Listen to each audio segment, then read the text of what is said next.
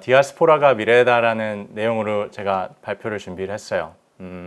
디아스포라가 미래다. 저는 되게 도전적인 얘기를 해보고 싶었었어요. 사실은 디아스포라가 한반도의 미래다.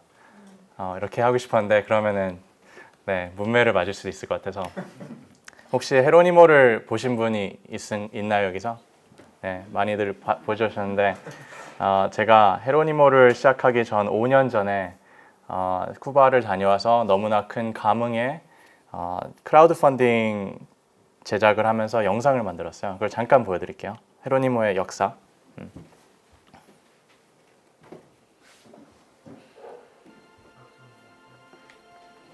Hi, my name is Joseph Chun. I'm a New York attorney, currently producing and directing a film called Jeronimo. A year ago, I went to Cuba on a whim to explore the country before American tourists and capitalism poured in. And of course, wanting to enjoy the beach, drinking rum and smoking cigars. But the lady who came to pick me up at the airport from a hostel I booked several days ago just happens to be fourth generation Korean Cuban, whose father was the legendary Jeronimo Lim, Im Eun-jo in Korean. That's where everything started. Although Jeronimo passed away in 2006, I got to meet Jeronimo's wife, daughter, son, and other family members who told me about the incredible journey Jeronimo and his family had to go through in the past 100 years in Cuba. For instance, Jeronimo went to law school with Fidel Castro, participated in the Cuban Revolution, and later worked with Che Guevara as the top government official in the new Cuban government. Equally amazing is Jeronimo's father, Im Chun-tek, who took the initiative to collect funds from his friends in Mexico and Cuba in the 1930s and 40s to support Korea's independence movement against Japanese invasion force. For this effort, his name appears in Kim Bu's autobiography, 백번일지.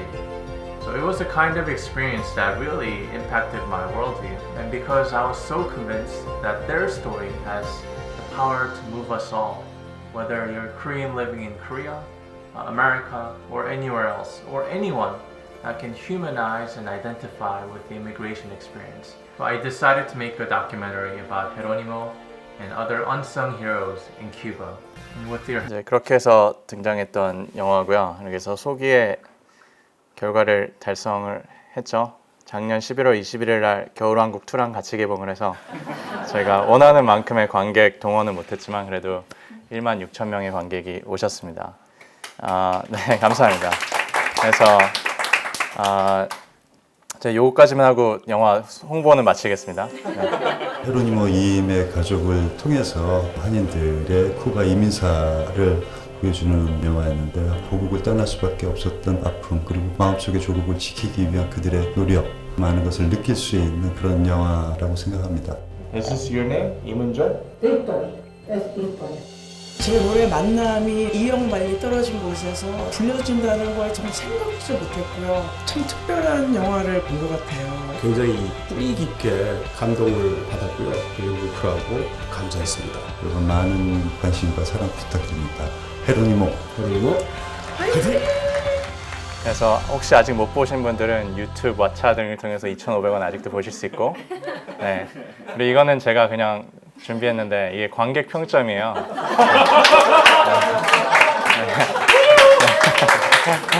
네, 그냥 달아봤습니다. 네. 이제 좀 더 이제 본격적으로 얘기를 해볼게요. 이제 디아스포라. 이제 사전적 정의는 그쵸, 유대인들이 이스라엘 지역 외로 이제 흩어진 역사적 현상을 일컬었는데 이제 한마디로 말하면 재외동포예요. 디아스포라가 재외동포. 네. 오늘 제가 여러분께 부탁드리는 것은 제가 디아스포라를 얘기함에 있어서 이걸 사회의 정치적 개념으로만 받아들이지 말아주시고 이거를 어떻게 보면 실존적, 철학적, 미학적, 예술적 개념으로 같이 이해해 줬으면 좋겠어요. 저는 여기서 정치적 발언을 할 생각도 없고 제 스스로가 정치적이라고 생각하지 않습니다. 그러니까 디아스포라라는 개념을 통해서 우리가 정말 또 다른 상상력을 같이 발휘할 수 있는 그런 순간이 됐으면 좋겠어요. 헤로니모를 보셨으면 알겠지만 고향의 봄이 주요 테마 음악으로 사용이 됐었어요. 저한테는 고향의 봄을 헤로니모 3년 동안 제작 기간 중에 2번 저의 마음을 굉장히 깊게 울린 순간들이 있었는데, 첫 번째는 남북 정상회의 때 오연준이라는 조그만 아이가 판문점에서 고향의 봄을 불렀었어요. 그때 이건 다시 말하지만 정치적 발언이 아니고, 그때 카메라들이 그 남북 정상 그리고 영부인들의 얼굴을 클로즈업하면서 잠깐 비춰줬었거든요. 근데 저는 그 영상을 생방송으로 보다가 그 순간적 찰나에 그 남북 정상이 생각하는 자신의 고향이 중첩되는 느낌을 잠깐 이렇게 느꼈었어요. 마법적인 순간, 그러니까 유토피아적 그런 순간.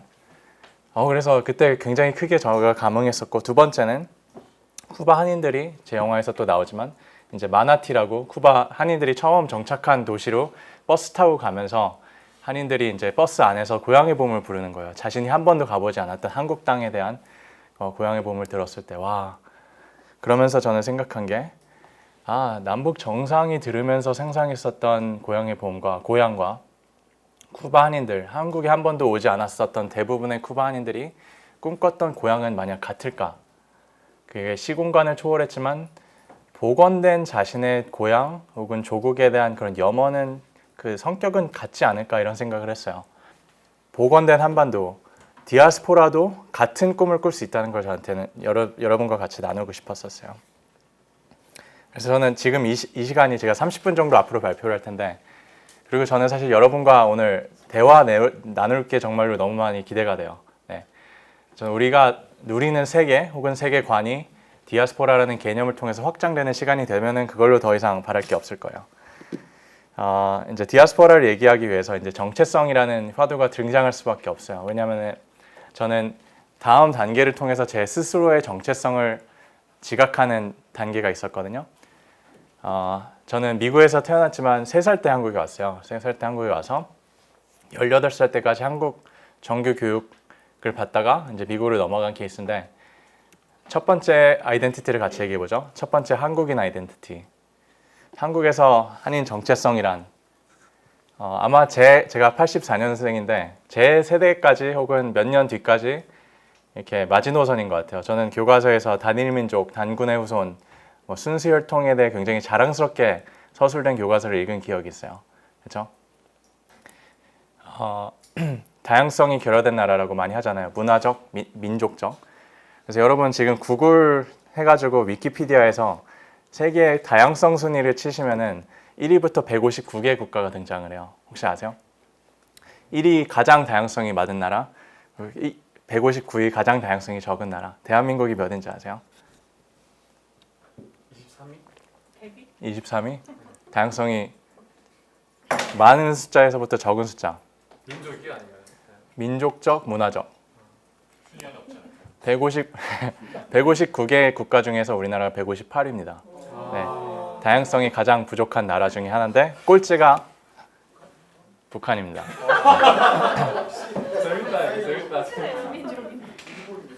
그러니까 어떻게 보면은 그렇죠. 이제 동아시아의 3국가가 다양성. 그러니까 이제 뭐 물론 이거 좀 더 알아보고 싶으시면은 여러 매트릭을 사용을 해요. 어떤 메저먼트에 의해서 이렇게 결과가 나왔는지. 근데 실제로 다양성이 결여돼요. 어떻게 보면은 문화적, ethnic, cultural diversity 레벨이니까. 근데 역설적이게도 한국에서 사는 사람들은 한인 정체성에 대해서 고민할 수 있는 환경이 결여가 돼 있어요. 왜냐하면 정체성이 상대적인 개념이기 때문에 나랑 다 똑같이 생기고 나랑 다 같은 말을 하고 나랑 다 유사한 생각을 하면 사실 나의 한인 정체성에서 생각해 볼 이유가 굳이 없잖아요. 그렇죠? 내가 어디나 가도 주류고 다수기 때문에. 근데 이제 재미있는 현상은 이제 두 번째부터 벌어집니다. 이제 제가 미국에서 18살 때 갔을 때 다수의 일원에서 소수의 일원이 되는 경험을 이제 처음 하죠. 여러분 중에서 이제 외국에서 살거나 외국에 유학을 하셨거나 심지어는 그냥 여행을 가보셨어도 한반도를 떠나는 순간부터 더 이상 자신이 주인이 아니라는, 그렇죠? 소수가 된다는 느낌을 간접적으로 직접적으로 분명히 받으실 거예요. 그래서 처음에 저는 미국에 갔을 때 나는 더 이상 한국인이 아니고 미국과 한국 좀 이분법적인 국가적 차원에서 나를 규정하려는 노력이 있었어요. 저는 굉장히 미국인이 되고 싶었습니다. 백인이 되고 싶었고 주류가 되고 싶었고. 그러다가 대학교를 가서 LA 폭동 사건에 대해서 발견합니다. 네. 여러분 LA 폭동 사건 다 아시죠? 네. LA 폭동 사건이 아직도 미국에서는 이제 흑백 갈등으로 많이 비춰지는데 사실 가장 큰 피해자는 사실 코리안 아메리칸 재미 교포들이죠. 이민자들이죠. 그래서 앞으로 제가 이제 한 20분 동안 영상을 굉장히 많이 사용할 거예요. LA 폭동 사건에 대해서 이게 얼마나 중요하고 제가 앞으로 하고 싶은 일에 어떻게 연관성이 있는지, 그리고 LA 폭동 사건이 현재 조지 플로이드 사건이랑 블랙 라이브스 매터과 그리고 한인들의 권력 신장과 어떻게 연관성이 있는지 여러분과 같이 한번 사유해 보겠습니다. LA 폭동 사건이 터지게 된 계기는 1991년 3월 3일 이제 로드니 킹이라는 흑인이 어느 날 운전을 하다가 경찰한테 잡혔죠. 이제 음주운전이었는데 그 후로 16명의 경찰이 자신을 둘러싸고 이렇게 구타를 당하게 됐어요.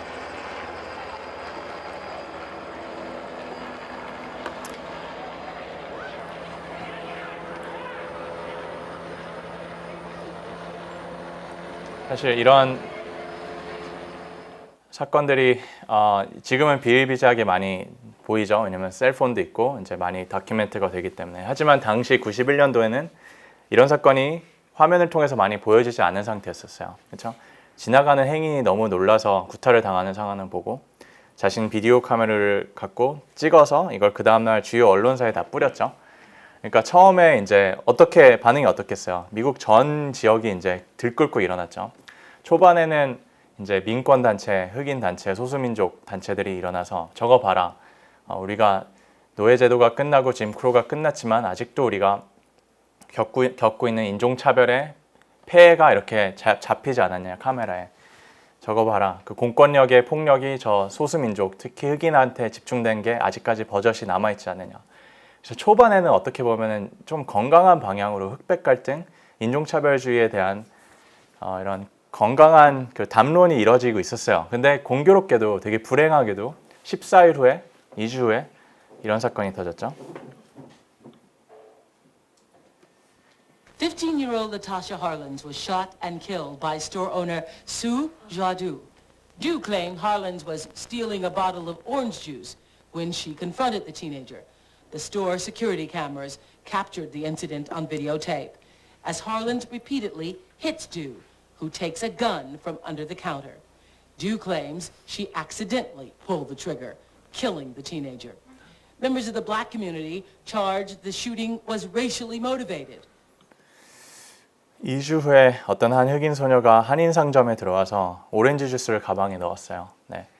이제 여기서는 뭐 약간 논란적인 그런 게 있지만 이제 어떤 사람들은 이 소녀가 상습범이었다 뭐 이렇게 제기하는 사람도 있고, 하지만 결과적으로 이 소녀가 이 주스를 살 수 있는 그 지폐가 나중에 주머니에서 발견이 됐어요. 뭐 내가 의도를 했건 의도를 하지 않았건 이 친구가 죽은 거는 정당화될 수 없는 그런 거죠. 근데 이제 이 사건이 터지고 나서 미국 주요 언론에서 그때부터 몇 주간 이 푸티지를, 이 영상을 계속 내보냅니다. 네, 몇 주간. 그리고 그때까지 이제 뭐 수면 아래 있었던 한흑 갈등, 그걸 굉장히 이제 되게 조명하기 시작해요. 이건 제 발언이 아니고 그 LA Riots 그 Truth Commission 진실 규명회에서 이제 일하셨던 운동가들과 학계에 있는 사람들이 내놓은 그런 스테이트먼트예요. 미국 언론이 로드니 킹 사건을 덮기 위해서 라타샤 할린스를 이용했다. 사건의 본질을 인종차별과 구조적 차별에서 떠나서 한흑 갈등으로 비화시켰다. 네. 그리고 나서 1년 뒤에 무슨 사건이 있었죠? 이제 아까 4명의 경찰이 기소가 됐었거든요. 이제 막 패던 사람. 이 사람들이 다 무죄가 됐습니다. 백인 배심원들에게서. 그리고 나서 몇 시간 후에 이런 사건이 터졌죠. Let's start rolling some of the videotape. We were in an area right outside of Koreatown. There are a lot of Korean businesses in that area, and here we go. Once again, we got there just as this market was starting to be looted. Look at these people pouring out of the shoe store. You gotta wonder what's going on in these people's minds. You wonder what's going on inside these stores? Well, we took some shots here. Get out! This is America! Get out!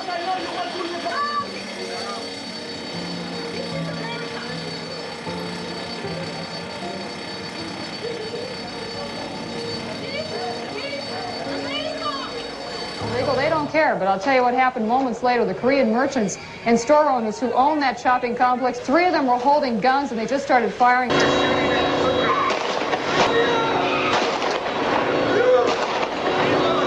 They actually pulled out loaded guns, but their bullets flying all over. 3일 동안 LA 코리아타운이 쑥대밭이 됐어요. 네, 약탈당하고 사람도 죽고. 여러분 생각해 보세요. 이제 자신들이 평소 서빙하던 고객들 혹은 종업원들 이들이 자신들을 약탈하고 불을 지르고, 물론 이제 저는 피해자의 입장에서만 얘기하지만 한국인이 왜 가해자였는지도 이제 말씀을 드릴 겁니다.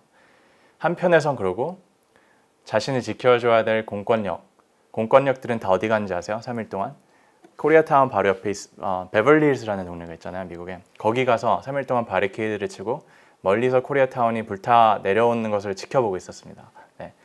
이것은 엄연한 사실이에요. 제가 주장하는 게 아니고. LA 폭동 사건 치시면은 모든 공권력이 베벌리힐스랑 웨스트우드라는 이런 부자 동네 가서 거기까지 시위대가 진입 못하게 막고 있는 것을 볼 수 있습니다. 저는 이 사건을 2005년에 배웠어요. 배운 장면에서 제가 그때 카메라를 들고 이걸 저희한테 막 소리 지르면서 가르쳐 주시는 할아버지를 제가 촬영했거든요. 이경원이라는 굉장히 유명하신 코리안 아메리칸 저널리스트인데, 그분의 세미나를 들어서 그때 제가 받았던 감동을 여러분과 그대로 나누고 싶습니다. That's the only lesson I want to give you. You have to define your destiny in your own terms. When you had a 30,000 demonstrations in America, it's the largest fucking demonstration in America.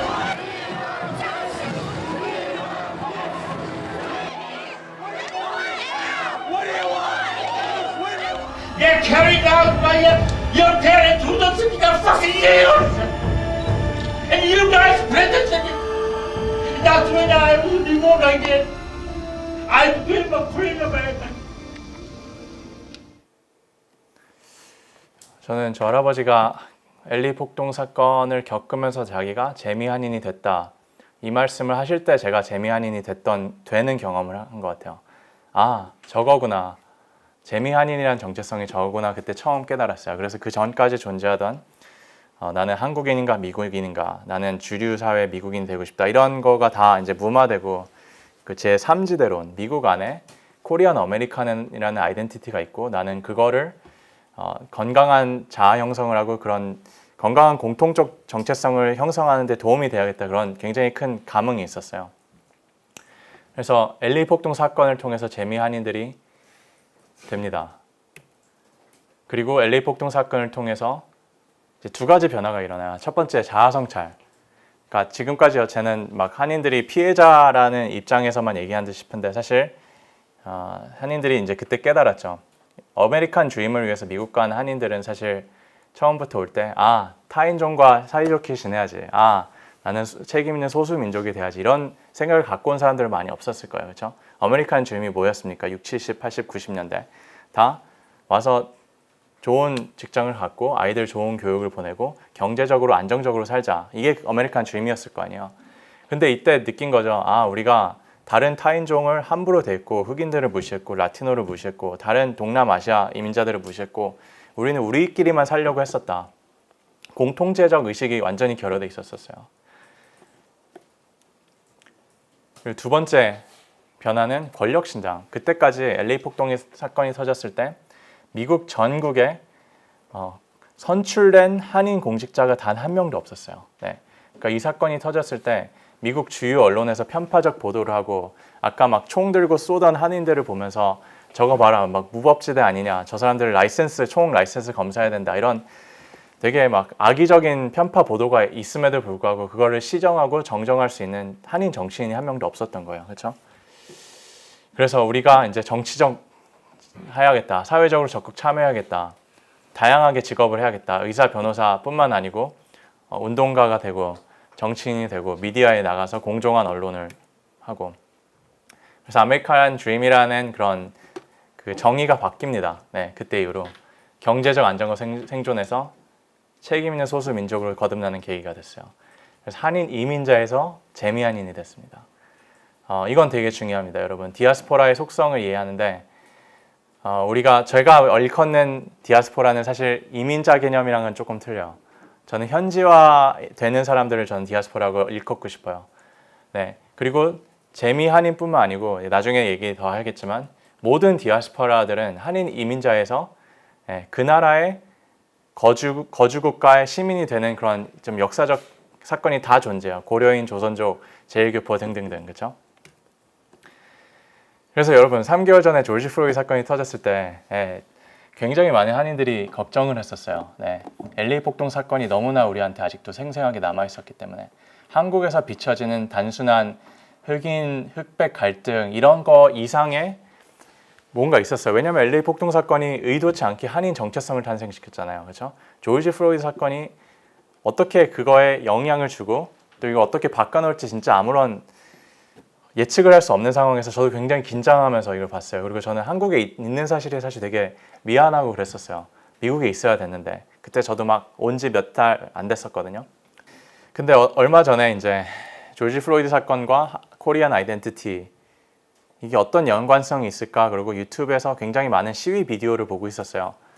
그러다 이 영상을 발견하고 제가 너무나 큰 또 감동을 받고 제가 나름대로 편집을 했어요. 왜냐면은 LA 폭동 사건과 분명히 달라졌어요. 그때보다 좀 더 성숙했어요. 28년이면 한 제너레이션이잖아요. 그렇죠? 그러니까 부모 세대가 겪었었던 걸 사실 지금 우리 세대가 겪고 있는 건데 우리 세대는 어떻게 변했을까?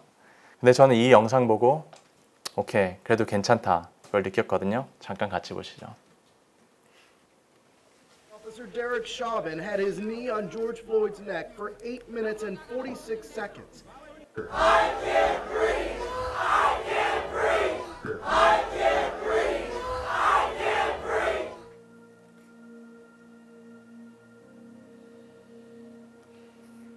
All right. We gon' be all right. We gon' be all right. We gon' be all right.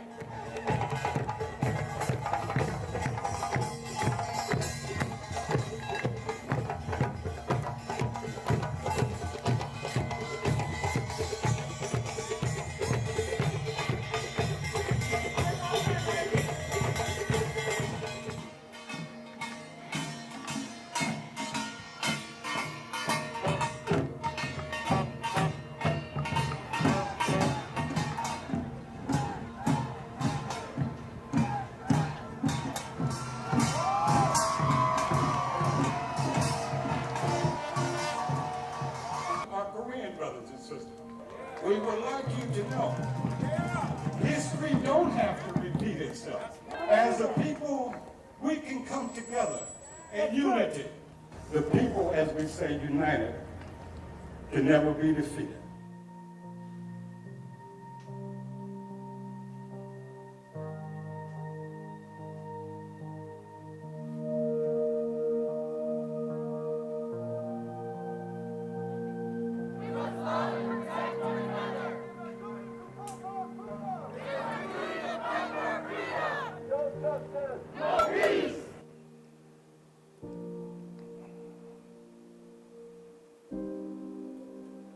My Asian Americans, I'm proud to stand with my black sisters and brothers as we stand up for their lives. My black folks, my Latinos, my Native folks, let's stand together. Let's not let them turn us on each other. The people united will never be divided. The people united will never be divided. The people united will never be divided.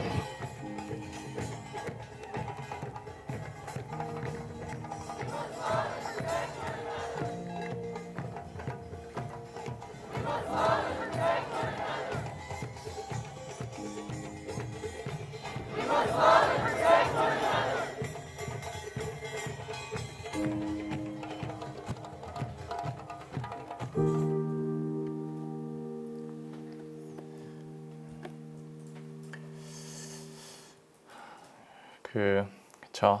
한인들과 흑인들. 저는 하나 더 언급하고 싶은데 보통 우리가 흑인들을 생각했을 때는 흑인들은 미국의 노예로 도착했다. 그렇죠? 이렇게 생각하잖아요. 그렇죠? 그리고 우리나라 지금 미국에 있는 재미동포들은 좀 이렇게 프리빌리지 혜택이 있었다, 그렇죠? 특혜가 있다. 그러니까 뭐 그게 인식이 그랬건 실제로 지금 유학을 가는 많은 친구들을 보면은 이제 나는 부자 나라에서 미국 와서 유학하는 사람들이야 이렇게 인식이 있는데 전 그걸 깨고 싶어요. 근데 깨고 싶은 게 제 주장이 아니고 역사적으로 이제 이거 제 영화에도 잠깐 등장합니다, 여러분. 미주 한인 역사를 보면은 한인들은 아브라함 링컨 때문에 미국에 갔어요. 그게 무슨 말이냐? 아브라함 링컨이 1863년 흑인 노예를 해방하니까 당시 값싼 노동자, 노예들을 고용을 하던 백인들 혹은 서부로 진출하려던 많은 미국 사람들이 더 이상 자신이 마음대로 부릴 수 있는 노동력이 없어지잖아요. 그렇죠? 그래서 그들이 누구를 봤어요? 노동력을 보기 위해서 아시아로 눈을 돌렸죠. 그래서 미국 인터컨티넨털 레일로드 보면은 다 중국 사람들이 깔았고 중국인들 막 처음에 해서 막 부리다가 걔네가 더 이상 못 가겠다 하니까 그 다음에 일본인들이 미국에 도착했고 일본인들도 막 하와이 오고 캘리포니아 오고 안 하다 그러니까 한인들이 도착했습니다. 저는 이걸 보면서 이것도 아까 그 할아버지 이경원 할아버지가 말씀해 주신 거예요. 너네 you spoiled brats like you know like you don't deserve anything like think of your humble origin. 그러니까 너네의 겸허한 그런 기원을 생각해라. 너네는 대리 노예로 온 사람들의 후예다. 예. 그러니까 까불지 말라. 너네가 더 잘났다고 그렇게 생각하지 말라. 이러면서 저희한테 막 혼내셨어요. 예.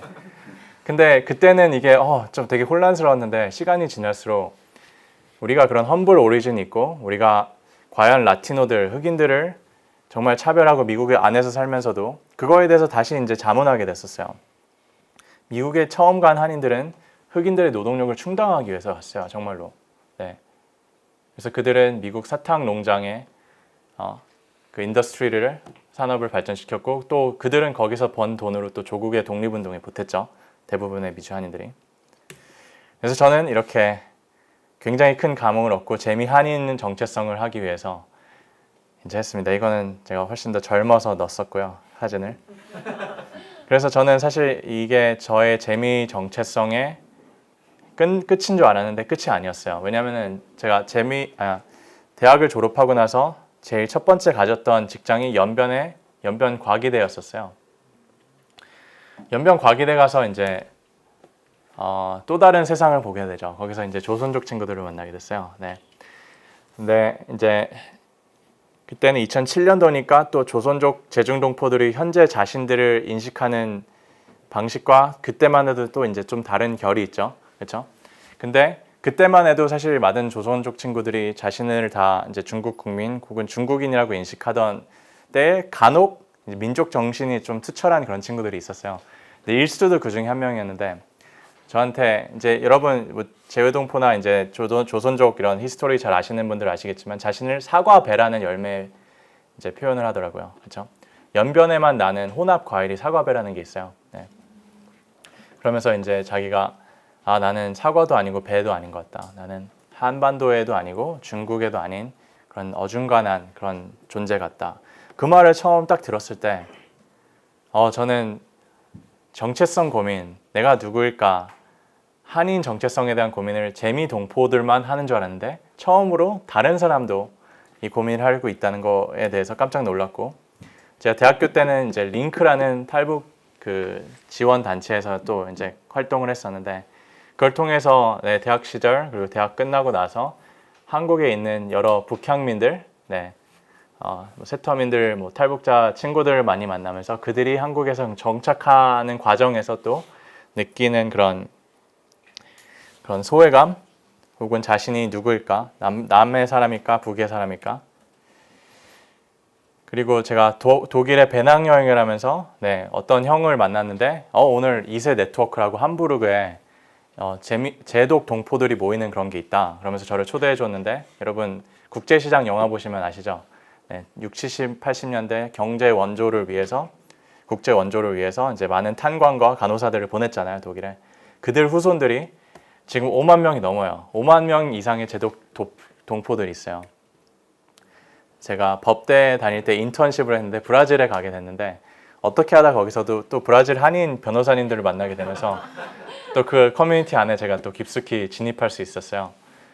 여기도 브라질도 5만 명 이상의 한인 교포들이 있고 60년대 농장에 일하려고 갔던 사람들이 지금은 대부분 의류 산업으로 이제 트랜지션을 해서 지금 브라질의 50% 이상의 의류 산업이 이제 한인들에 의해서 이제 운영이 되고 거기 친구들도 브라질은 상대적으로 차별이 없는 나라임에도 불구하고 자신의 정체성에 대해서 고민하는 친구들 많이 봤어요. 저는. 남아공에 제가 또 인턴십을 하러 갔어요. 2010년에. 근데 코리안 사우스 아프리칸들을 만났습니다. 네, 그들을 만나면서 이 친구들이야말로 이제 자신은 아프리칸 아이덴티티 혹은 코리안 아이덴티티 중간에서 또 고민하는 친구들 보고 여러분이 좀 더 익숙하신 고려인 친구들 네, 러시아에서 만났고 그러면서 이제 코리안 디아스포라 한마디로 저는 코리안으로 시작했다가 코리안 아메리칸이 되는 계기가 있었다가 이런 많은 재외동포들 그리고 그들의 후손 한반도를 떠남으로써 자신이 필연적으로 평생 고민할 수밖에 없었던 한인 정체성에서 평생 고민할 수 없었던 사람들과 저는 연대의식을 느끼면서 디아스포라가 되는 경험을 했습니다. 네. 800만 명의 재외동포가 대한민국 밖에 살고 있어요.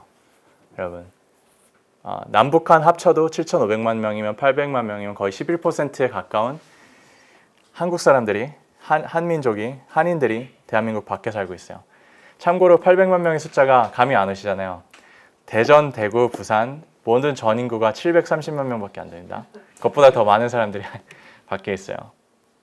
아까 말씀드렸지만 세계 각 한인들은 다 LA 폭동 같은 현지화되는 경험을 했고 그렇기 때문에 그들은 필연적으로 현지 정체성 그리고 한인 정체성을 다 내포하고 있습니다. 이게 왜 중요한지는 더 말씀드릴게요.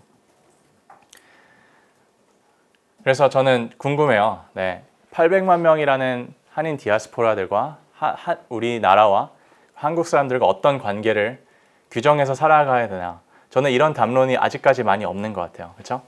뭐 그럴 수 있어요. 왜냐하면 우리나라 90년대 이전까지는 민주화도 아니었고 경제적으로 그렇게 넉넉하지도 않았기 때문에 우리 생존이 우선일 수도 있는데 저는 이제는 디아스포라의 역할, 그들이 어떤 존재인지 우리가 자문해야 되는 그런 순간이라고 생각해요. 그래서 뭐 유대인 예를 제가 가끔 들어서 너무 클리셰해서 많이 빼긴 했는데 잠깐 여기 제가 아이디어를 얻고 싶은 부분이 있어요. 유대인의 존재로 인해서. 여러분 3,000년 동안 유대인들은 바빌론 유수 이후에 그냥 이스라엘에는 땅이 없어지고 팔레스타인이라는 땅이 없어지고 세계 전역에서 디아스포라 커뮤니티로 살아갔잖아요. 그렇죠? 근데 이들이 이제 어떤 뭐 정치적 여러 사건을 통해서 디아스포라들이 모여서 야 우리 나라를 만들자. 그래서 48년에 이스라엘의 나라가 생겼어요. 지도에 갑자기 생겨버렸어요. 되게 말도 안 되는 그런 사건이잖아요. 그렇죠? 저는 여기서 아주 조심스러운 그런 힌트를 얻는데 이거는 좀 제가 오버하는 걸 수도 있어요. 하지만 저는 유대인 디아스포라가 이스라엘을 재건국한 것처럼 한인 디아스포라가 온전한 한반도 복원의 역할을 할 수 있을지 않을까? 이런 상상을 해보기 시작했어요. 네. 그리고 이거는 제가 나중에 얘기할 제 다음 프로젝트에 어떤 연관성이 있는데 그걸 염두해 주시고 만약 여기까지 제 프레젠테이션을 들으시고 잠깐 나가신다면 이렇게 생각하실 수 있을 것 같아요. 아, 저 전우석이라는 친구 좀 민족주의자 아닐까. 한인 그리고 디아스포라만 말하네. 근데 저는 여태까지 말한 거 다 중요하지 않고요. 자, 중요한데 그것보다 훨씬 중요한 게 저는 이거라고 생각해요. 네. 왜인지는 같이 말씀 나눠볼게요. 제 영화에 등장하는 장면인데 이분들이 1905년에 이 사전 촬영이 됐을 거라고 추정이 돼요. 애니깽 선인장 농장에서 일하는 노동자들을 이제 어떤 기자가 촬영을 한 건데 보시면 여러분 뭐 어린애들로부터 이제 노년의 할아버지들까지 그리고 제 생각에는 이분은 그 시각 장애이시는 것 같아요. 그렇죠? 보지 못하시고 스틱을 갖고 있어요. 이런 분들로 이제 노동을 하신 거예요. 저희가 이런 거를 보면은 디아스포라 막 되게 미안하고 약간 죄책감이 들고 정말 가엾고 저런 일이 다시는 벌어지면 안 되는데 이런 생각 많이 하잖아요. 그렇죠? 800만 명의 한인 디아스포라가 사실 우리나라를 떠나는 순간부터 난민, 이주민, 소수민족 이렇게 살아가잖아요. 그렇죠? 근데 저는 사실 이 시퀀스 영화를 편집하는 동안 다른 사건이 터졌어요.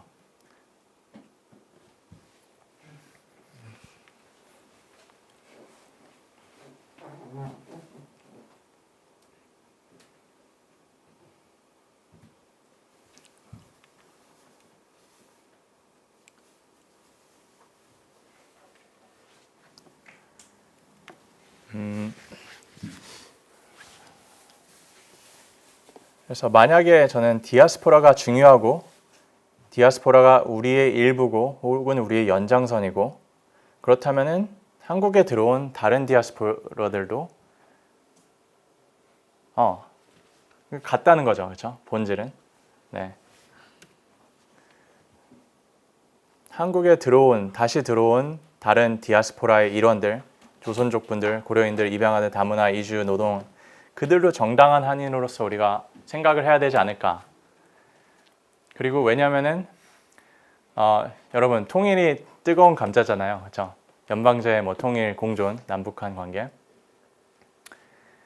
저는 완전히 이질적인 환경에서 다른 체제에서 살아가는 사람들이 과연 합쳐서 살아갈 수 있을까 이런 요즘 우려가 더 많은데 저는 그걸 풀 수 있는 비밀 중에 하나가 디아스포라의 삶이 아닐까 생각을 해요. 왜냐하면 이들은 이중 정체성, 삼중 정체성이 있기 때문에 2, 3중 정체성 사이에서 고민하는 사람들은 늘 그 이상의 존재가 돼요. 두 개만 포용하는 게 아니고 그 이상을 포용할 수 있는 능력이 생겨요. 네. 그래서 저는 그들이 세계 시민성, 어떻게 보면 인본주의적 성향을 갖고 있지 않을까.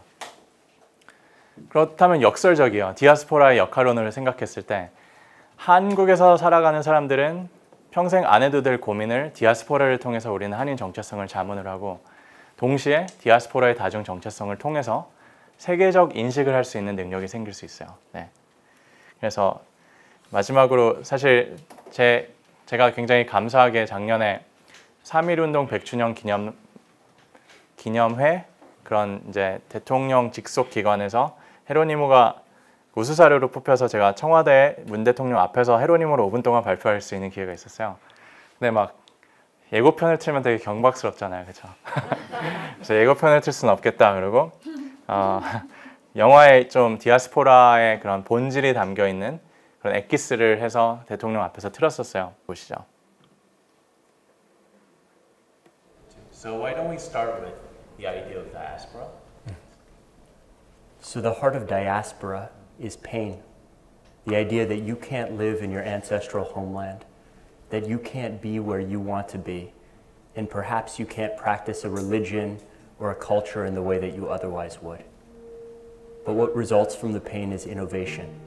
The idea that you can change some of the traditions and adapt them and modernize them and make them relevant wherever you are.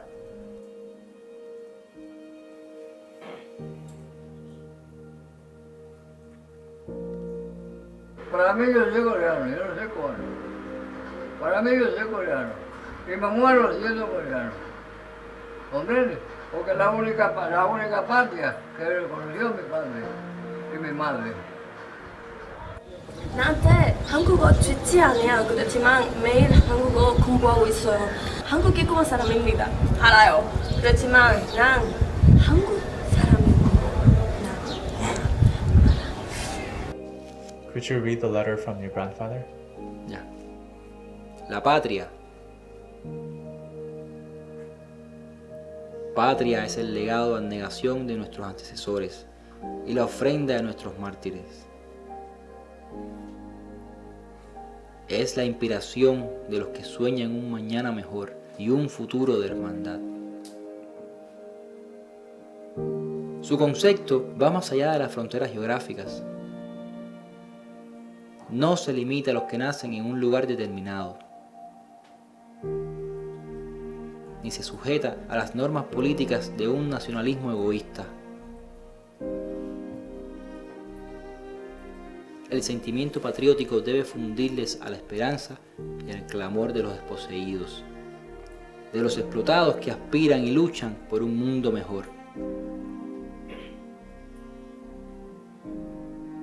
La patria es la dignidad y el honor de los que saben merecerla.